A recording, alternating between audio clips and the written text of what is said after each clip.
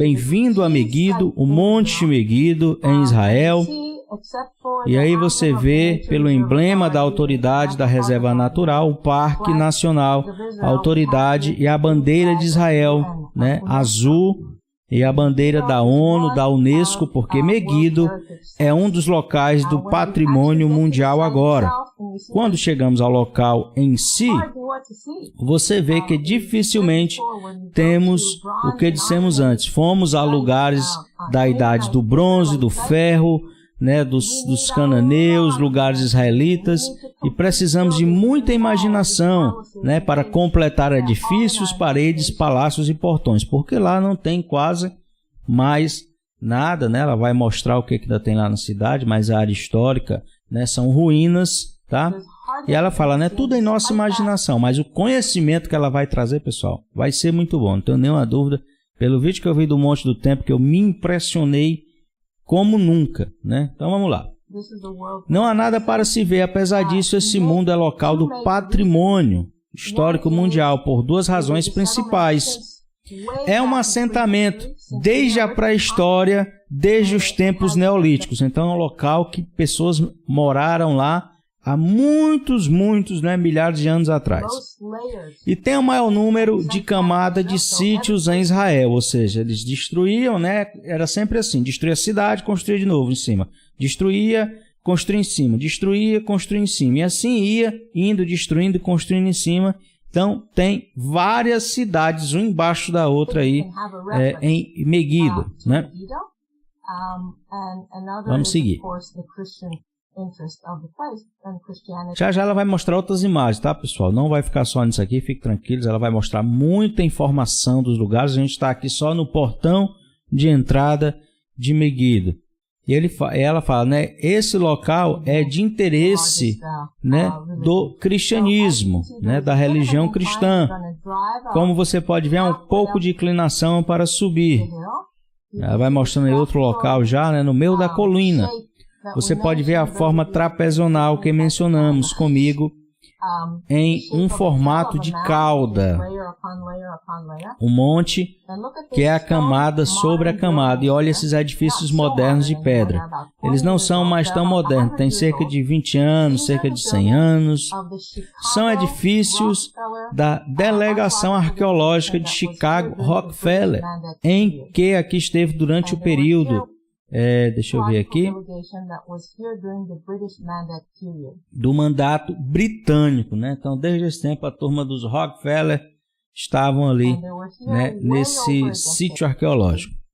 E estiveram aqui mais de uma década e tomaram esse local-chave e quiseram, de acordo com o entendimento arqueológico daquele tempo, para estudar, né? Então ela está falando que o Instituto Rockefeller estudou todo esse tempo, desmontou várias camadas, né, até chegar à rocha mãe, né? Então eles foram fazendo estudos arqueológicos até chegar no último ponto, né, na primeira cidade que foi construída ali, vamos assim dizer. Felizmente eles não conseguiram, né? Eles tentaram, mas não conseguiram. Eles estavam escavando, né? Tirando as partes, estudando. E aí, devido à Segunda Guerra Mundial, né? O qual obviamente não somos gratos. Óbvio, ela é uma judia, né? Ela acredita em Yeshua, pelo que eu entendi de alguns vídeos, tá? E segundo, né? Por causa da Segunda Guerra, eles tiveram que parar esse trabalho arqueológico. E nos deixaram, porque a arqueologia hoje, estou enganchando para falar arqueologia, é diferente. Eles não foram os primeiros a cavar. Antes dele, em 1903 até 1905, um templário alemão, um colono alemão Israel chamado Rock Schumacher, e um a um escavou aqui um pouco para as primeiras escavações em Israel. E depois delas, na década de 1960, temos hoje no século 21. Então, houve uma escavação no início do século, outra na metade, e agora eles continuam fazendo esse trabalho arqueológico. Há muita história da própria arqueologia. Agora, esses edifícios que pertencem para o Chicago Rockefeller, as delegações, estão sendo usados hoje como centro de visitantes. Então, por exemplo, quando você entra, você vê um filme de 10 minutos sobre o local. Está no refeitório. Esse é o filme. Então tá aí o filme que mostra, né, lá sobre o local de Meguido, Armagedon. Você vai para o outro lado, um lounge, né, ela está mostrando aqui, e mostram as árvores menores, né, naquela época, do Vale de Israel. E você vê a lareira. Estou enganchando hoje os R's aqui, viu? E esta sala hoje é para o modelo 3D que iremos visitar. Depois, outra sala é a loja de presentes, mas não estamos apenas sobre o comercialismo. Também colocamos um pouco de educação. Vemos a linha do tempo, né? E aí tá vendo que desde o ano 6, espera ainda, eu acho que começa daqui de cima, né? O ano 300 e vai até o ano 6000 e pouco, né? Aqui no calendário judaico, né? Então é desde o início da humanidade, de fato, o Vale do Armagedon. Vemos quando o assentamento começou há 10.000 anos, né? E vai até a história agora, né? Ah, tá aqui não, é daqui para trás no caso, né? Então, de 6.500 a 10.000 anos atrás, e vai subindo até chegar aos dias atuais. Há um documento escrito, obviamente, na parte inferior para a história, antes que alguém escrevesse sobre Meguido ou qualquer coisa. A história de Meguido começa aqui, né? No ano 2000 antes de Cristo, provavelmente. O assentamento existe e nós conhecemos pela arqueologia. Não sabemos de nenhum documento escrito. O primeiro documento que é escrito, a propósito, é a mesma primeira evidência escrita sobre Jerusalém. Então, é o primeiro escrito arqueológico que eles acharam lá sobre Jerusalém, em Meguido. E aí ele fala que são textos de execução, né? Aqui é do tempo do Egito. Vamos lá. Espero que esteja pronunciando corretamente. Aí ele vai falar que tem algumas pessoas que não estão conseguindo assistir. Eu vi só essa parte aqui. Vamos lá. Deixa eu ver aqui. Deixa eu ver. E aí fala que tem um slide aí, né, sobre as duas estatuetas de homens com braços. Bem, aí continua falando aqui com o pessoal que estava tendo um problema aí. Vamos continuar, né? Algumas pessoas não estavam conseguindo assistir ao vivo aí no Zoom, tá? Vamos seguir.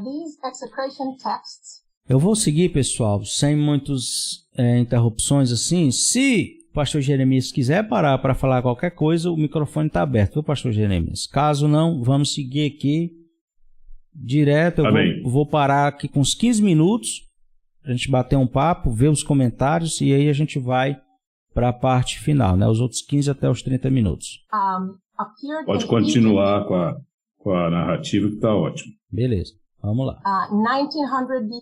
Esses textos de execução aparentam ser de 1900 a.C., né? Execução, né? Não precisa mais dar nenhum detalhe, né? Texto de execução, acho que você já entendeu do que está se referindo aqui, né? Vamos seguir. Espera ainda. E cerca de... Então, é entre cerca de 1900 e 1800 a.C. Era uma maneira de lidar com os inimigos, né? Que da época do Egito, né? Cada estatueta está representando um inimigo. E você escreve o nome do inimigo e você escreve uma maldição que gostaria que acontecesse com aquele inimigo. Então, em uma cerimônia, você quebra aquela estatueta, tipo um voodoo, né? As bonecas voodoo. Aparentemente, o rei de Meguido, um Makate, como é pronunciado em antigo egípcio, era um dos inimigos do Egito. Então, em uma dessas estatuetas, Makate ou Meguido é mencionado, e é a primeira vez que esse povoado aparece na história quase 2.000 anos antes de Cristo, 4.000 anos atrás. Então, primeira vez que aparece Meguido aí, né, uma disputa aí do Egito com esse líder lá também, né? Vamos lá, vamos seguir aí. Agora olha esse mapa do antigo leste, vemos o Império do Egito, né? Aí onde ela está mostrando.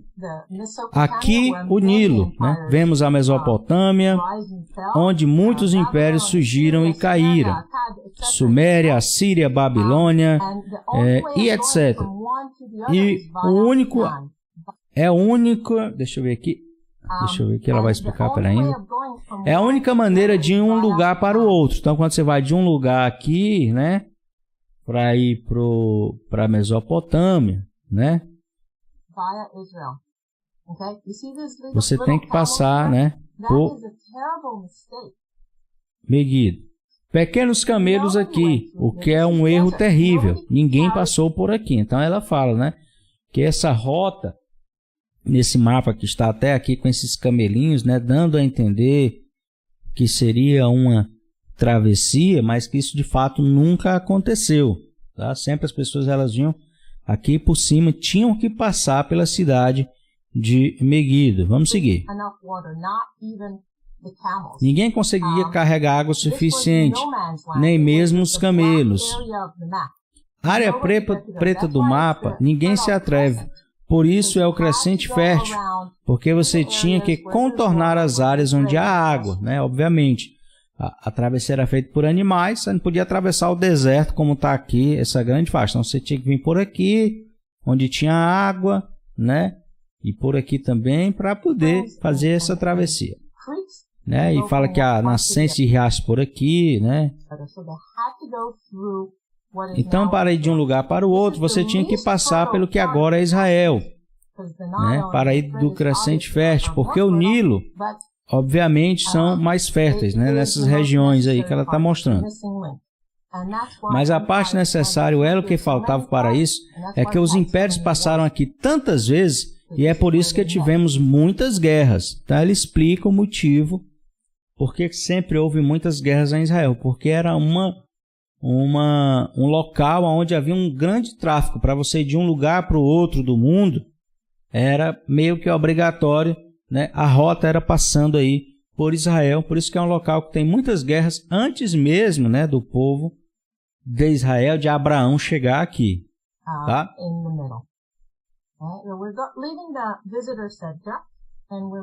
Ela fala, vamos deixar o centro de visitantes e estamos começando o caminho para a parte alta da cidade. Essa área também, né, existem os edifícios da delegação que conhecemos hoje, que era a cidade baixa, que havia mais pessoas morando fora dos muros do nível inferior. E então a delegação de Chicago, só não um a um. Entenda isso. Naquele momento, à medida que avançamos, vemos dois PECs, né? E um caminho inferior. Aqui, este é um caminho superior, como também diga quanto mais fundo você voltar no tempo. Então, se quisermos chegar a uma camada mais antiga, para começar no início, temos que ir pelo caminho de baixo. Então, ela está mostrando, né, que aqui por baixo, né, seria as escavações dos lugares mais antigos. Aí, como a cidade foi sendo coberta, tá vendo? Vai subindo aqui, vai subindo, né, aqui para o vale. Então, aqui embaixo seriam onde eram as primeiras mais antigas. Conforme você vai subindo, os registros arqueológicos eles são mais recentes, tá? Aqui vamos pelo caminho de baixo, que nos leva ao portão cananita. E muito do que você vê aqui é o original. Toda esta plataforma aqui é o que está na praça em frente ao portão, passou por reforma, né? Então aqui era o portão, né? Um dos portões, eram vários, mas esse aqui era um dos portões da cidade de Meguido. Ele foi reformado, reforçado e etc, né? Várias vezes. Não são mais as peças originais. As rochas originais que os cananitas de 3.500 anos atrás pisaram para passar por aqui, agora que é o portão reto. Normalmente, você quer ir mais para o portão em forma de L com curva, para que as pessoas não possam simplesmente atravessar. Então, o portão, você vê que ele é em forma de L, né? Não dá para mostrar aqui, mas não era reto. Tinha um L, né? Que se fosse para algum inimigo atravessar, teria uma certa, não resistência natural, mas daria um freio, né? Não poderia passar tudo que ele quisesse em uma velocidade grande. Então, era uma forma já de se proteger um portão em L, né? E aí, uma coisa que eu imaginei, mas ela fala aqui, para que as carruagens, né? As grandes carruagens, elas ou não passassem, né? Ou tivessem que passar bem lentamente, né? Para fazer a manobra, para poder atravessar aí. Então era uma forma de segurança desses lugares, né? Aqui de Armagedon. Agora vamos conseguir em um minuto. Quando nos aproximamos do portão, vemos que ele tem duas câmeras nesse lado, e você pode imaginar que as duas câmeras paralelas de um lado ao outro. Os portões das câmeras, antes de vê-los,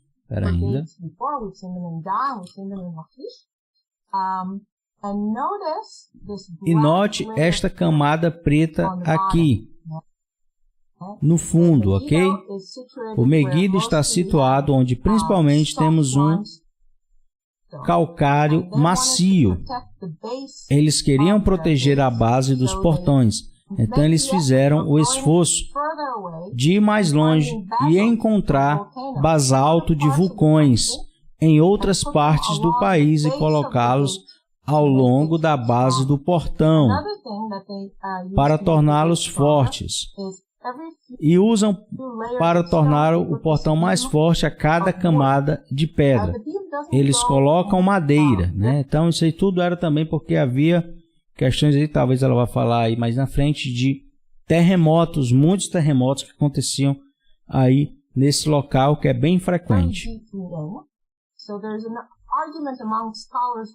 Então o argumento de alguns estudiosos é que eram para decoração ou para absorver choque em caso de terremotos. Para um ou para o outro, você pode ver o feixe muito mais claramente. Então alguns dizem, né, que não era para terremotos, que seria para decorar, né? Não sei, eu acho que realmente está mais para uma proteção contra terremotos, mesmo por isso que botava essas camadas, né, de madeira. Como você pode ver aqui, camadas de madeira para absorver o impacto, a vibração e que as pedras não desmoronassem, né? E aqui basicamente é uma pedra em cima da outra, algum tipo de massa aqui, mas é bem rústico, né? Uma coisa bem antiga mesmo. Claramente você pode ver que há câmeras de ambos os lados e a vista para o vale. Essa é uma ótima foto. Esses são meus filhos, Betal e Tavo, ambas as montanhas de Israel. Então ela é uma guia turística, ela gosta tanto de Israel que ela colocou o nome aí dos filhos com o nome de duas montanhas de Israel. Vamos seguir.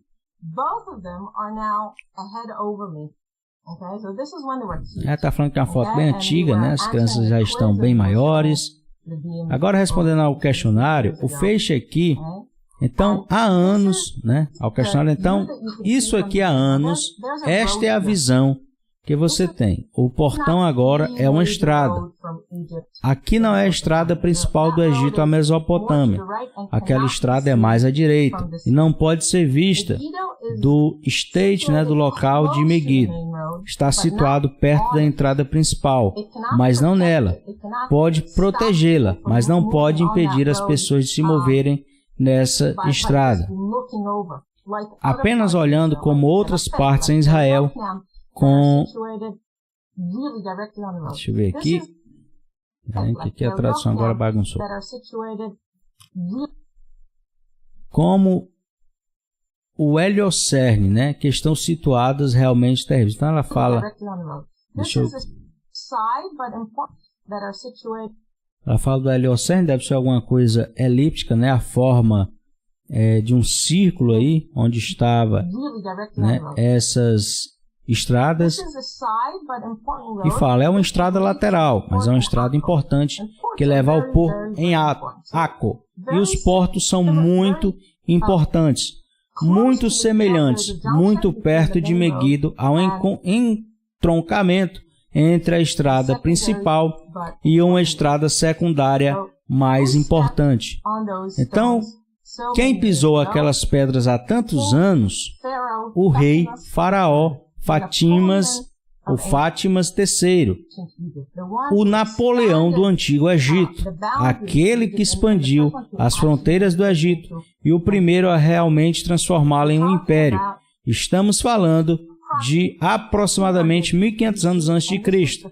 E essa é a primeira batalha registrada na história, que existem documentos históricos antes, mas essa é uma batalha que conhecemos passo a passo quando você vai estudar a história militar ou qualquer outra academia no Oeste. Essa é a primeira lição que aprendemos. Ele vem do Egito com os seus exércitos. Então está aí o rei Fátimas, né? Terceiro, o Napoleão do Antigo Egito, tá? E aí ele vem, né, do Egito e ele vai até o local do Conselho Egípcio e pergunta a eles por qual estrada devo tomar. Há 3 opções de estrada. Então ele pede o conselho ali, né, dos sábios, e há 3 opções de estrada para ele subir, né, expandir o seu império. A Estrada do Sul, que hoje passa o território palestino, é um vale onde passa os tempos bíblicos, é chamado hoje de Beit Gan, hoje é chamado de Janine, a Estrada do Meio, que hoje é a Rota 65 em Israel, né, a do meio, e a Estrada do Norte, que hoje é a Rota 70. Então, os engenheiros de hoje estão usando as mesmas raízes óbvias, raízes topograficamente mais fáceis, a fim de pavimentar a estrada. Então, até hoje eles usam praticamente as mesmas estradas, né, de milhares de anos atrás. Obviamente foi tudo recapeado, refeito, mas o mesmo local, porque é um local, um caminho natural, vamos assim dizer.